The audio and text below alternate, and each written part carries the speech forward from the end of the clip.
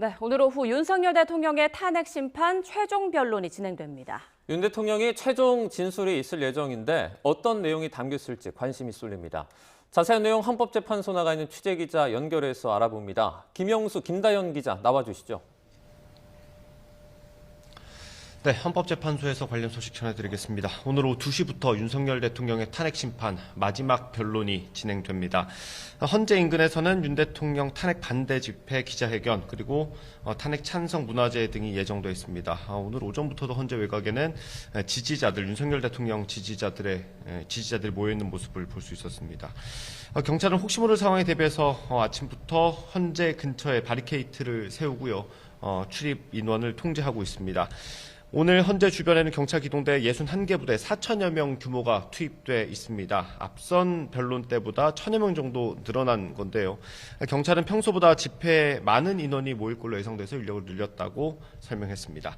그럼 김다연 기자, 오늘 어떤 절차로 진행되는지 좀 짚어볼까요?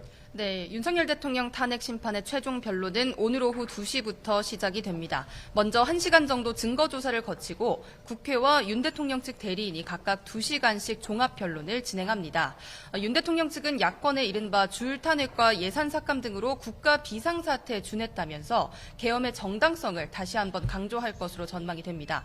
반면 국회 측은 윤 대통령 행위의 위헌성 그리고 위법성을 재차 강조할 것으로 보입니다. 이후에는 탄핵 심판의 당사자 정청래 국회 탄핵소추위원과 윤 대통령으로부터 최종 의견 진술을 듣는 절차가 진행이 되는데요. 헌법재판소는 이 절차에 시간 제한을 따로 두지는 않기로 했습니다. 네, 역대 대통령이 탄핵 소추된 사례가 2차례 있었습니다. 노무현, 박근혜 전 대통령인데 모두 탄핵 심판에 출석하지 않았었죠. 그래서 윤 대통령은 탄핵 심판에 출석하면서부터 헌정사상 첫 사례를 남겼습니다. 이번 최종 진술도 마찬가지입니다. 윤 대통령이 오늘 탄핵 심판에서 직접 최종 진술을 한다면 현직 대통령으로는 처음으로 탄핵 심판에서 직접 진술하는 대통령이 됩니다. 박근혜 전 대통령 같은 경우는 최종 진술을 대리인을 통해 대독시켰습니다. 그때는 대리인단 15명이 돌아가면서 5시간 넘게 변론하기도 했었습니다. 그러면 대통령이 오늘 어떤 얘기들 하게 될지 좀 관심이 가는데 어떻게 좀 전망해 볼 수 있습니까? 네, 윤석열 대통령은 구치소에서 최종 의견 진술을 직접 준비한 것으로 파악이 됐습니다. 어떤 내용인지 또 분량은 어느 정도인지 구체적으로 알려진 바는 없는데요. 그런데 지금까지 대통령이 한 발언을 종합을 해보면 대략적으로나마 전망은 해볼 수 있을 것 같습니다. 이 녹취 직접 들어보겠습니다. 지시를 했니, 지시를 받았니, 뭐 이런 얘기들이 마치 어떤 호수 위에 떠 있는 달 그림자 같은 거를 쫓아가는 그런 느낌을 좀 많이 받았고요. 문명 국가에서 도대체 현대사에서 볼 수 없는 이런 줄탄핵이라고 하는 것은 이거는 대단히 악의적인 거고, 저와 통화한 거를 가지고 대통령의 체포 지시라는 것과 연결을 해서 바로 이 내란과 탄핵에 이 공작을 했다는 게 문제입니다. 네, 방금 들으신 발언들에 비춰볼 때 윤 대통령은 일단 계엄 선포의 정당성을 주장을 하고 야당의 폭거에 맞서는 호소형이었다는 점도 역설할 것으로 보입니다. 이 국회의원을 끌어내라거나 체포하라는 지시가 없었고 이 이른바 탄핵 공작의 결과라는 것을 거듭해서 주장할 가능성도 있겠습니다. 네, 헌재에서 하는 최종 진술이지만 이 화면이 모두 공개되는 만큼 대국민 메시지나 다름없습니다. 현재 혼란스러운 상황에 대한 사과 또는 지지층을 향한 메시지가 있을지도 주목됩니다. 법원 폭동까지 있었던 만큼 갈등 봉합, 통합 같은 내용이 포함될지도 관심입니다.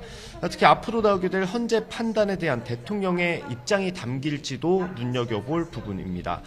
사법 절차와는 별개로 향후 정치에 대해 언급할 가능성도 배제하기는 어렵습니다.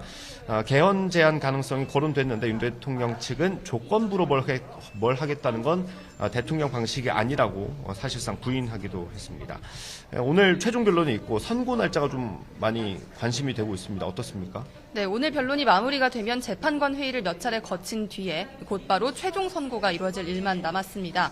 전례에 따라서 2주쯤 뒤에, 그러니까 3월 중순쯤에는 선고 결과가 나올 거라는 관측이 지배적인 상황입니다. 이 선고일이 언제 발표될지도 관심인데요. 고 노무현 전 대통령의 탄핵 심판 당시에는 선고 사흘 전, 그리고 박근혜 전 대통령 때는 이틀 전에 선고일자가 공지가 됐습니다.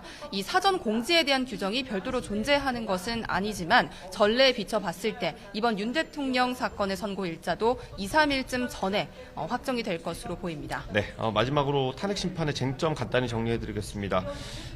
계엄 선포 자체 그리고 그 과정이 적법했는지 또 포고령이 법을 벗어나지 않았는지가 쟁점으로 꼽히고요. 계엄이 선포된 이후 국회 해제안 의결을 방해하려고 했다거나 정치인과 법관을 체포를 하라고 지시했는지도 따져볼 부분입니다. 헌재는 여러 의혹을 확인하기 위해 10차례 변론을 열었고요. 16명을 증인대에 세웠습니다. 군사령관과 경찰의 1, 2인자, 국정원 수뇌부까지 증인으로 나왔죠. 홍장원 전 국정원 1차장 같은 경우는 2차례나 나와서 증언을 했고요. 또 헌재는 수방사의 조성현 경비단장을 직권으로 증인 채택해 신문하기도 했습니다.